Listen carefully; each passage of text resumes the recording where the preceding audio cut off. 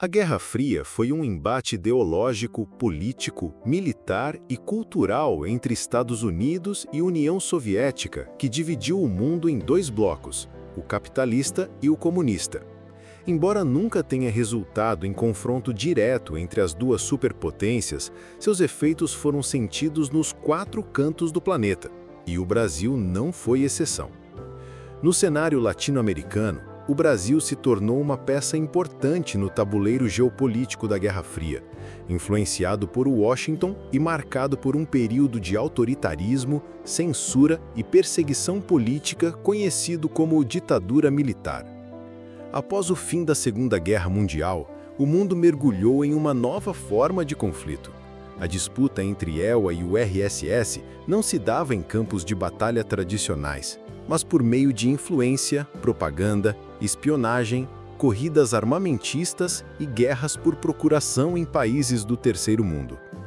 Na América Latina, considerada pelos ELA como parte de sua zona de influência, qualquer avanço do socialismo era visto como ameaça direta à segurança continental.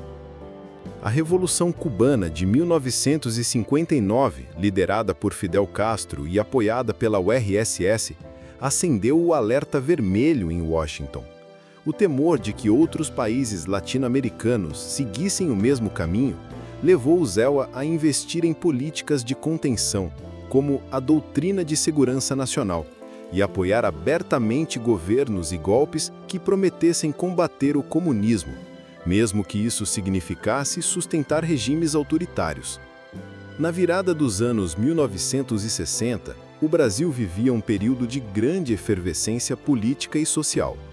O governo de João Goulart, de 1961 a 1964, vice que assumiu após a renúncia de Jânio Quadros, buscava implementar reformas de base, agrária, educacional, fiscal e bancária.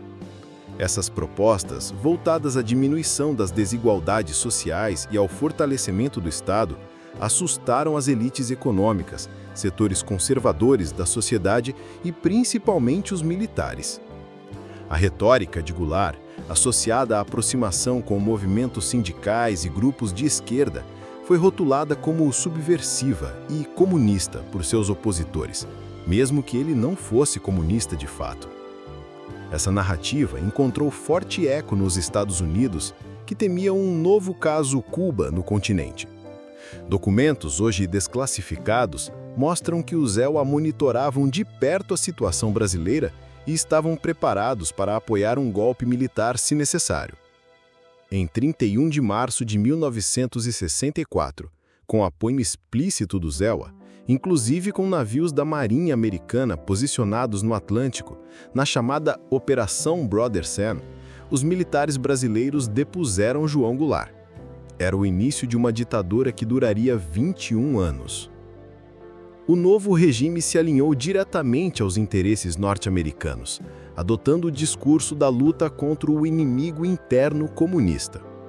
Esse conceito, importado da Doutrina de Segurança Nacional, justificava a repressão a qualquer manifestação política ou social que pudesse ser associada à esquerda. Sindicalistas, estudantes, intelectuais, artistas e opositores em geral passaram a ser vigiados, perseguidos, presos, torturados e, em muitos casos, mortos. Durante o regime militar, principalmente após o Ato Institucional número 5, AI-5, em 1968, o Brasil mergulhou em um dos períodos mais sombros de sua história.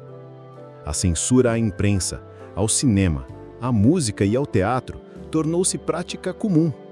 Agentes do governo infiltravam-se em universidades, redações de jornais e movimentos estudantis. Instituições como o DOI-CODE tornaram-se centros de repressão. A tortura passou a ser usada sistematicamente contra presos políticos. Figuras como Carlos Marighella, Dilma Rousseff, na época militante, Vladimir Herzog, jornalista assassinado, e tantos outros sofreram na carne os efeitos desse estado policiesco.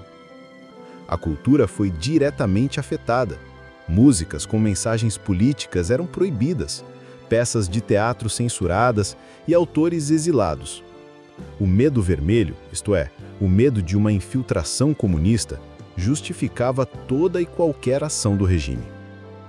Apesar da repressão, houve resistência. Grupos armados de esquerda tentaram, sem sucesso, organizar guerrilhas urbanas e rurais, como a Guerrilha do Araguaia. Mais eficaz foi a pressão da sociedade civil ao longo da década de 1970, com movimentos estudantis, religiosos, sindicais e de direitos humanos se reorganizando.